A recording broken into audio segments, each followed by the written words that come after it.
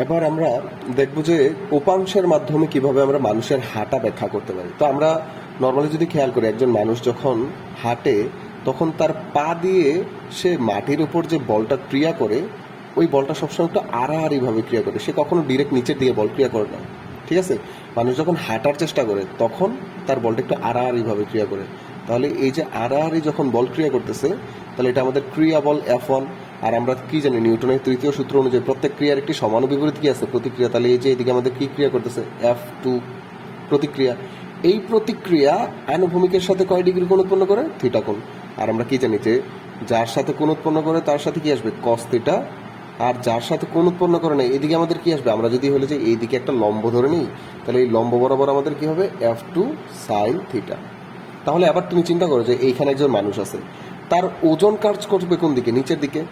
তাহলে এই যে ওজন mg, এটাকে আমাদের যে ক্রিয়া বল আছে F1, তার যে প্রতিক্রিয়া বল আছে F2 এর সাইনের উপাংশ বা উলম্ব উপাংশ মানুষের ওজনটাকে নিঃশেষ করবে।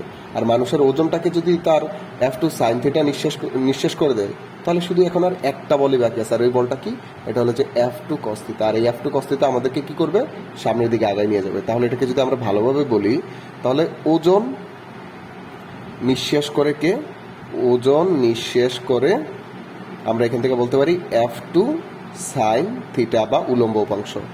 সামনে সামনে এগিয়ে যায়, কার কারণে যায়, সামনে এগিয়ে যায় F2 cos থিটা এর কারণে। জাস্ট এই যে কনসেপ্টটা আছে, এটা আমরা মনে রাখবো।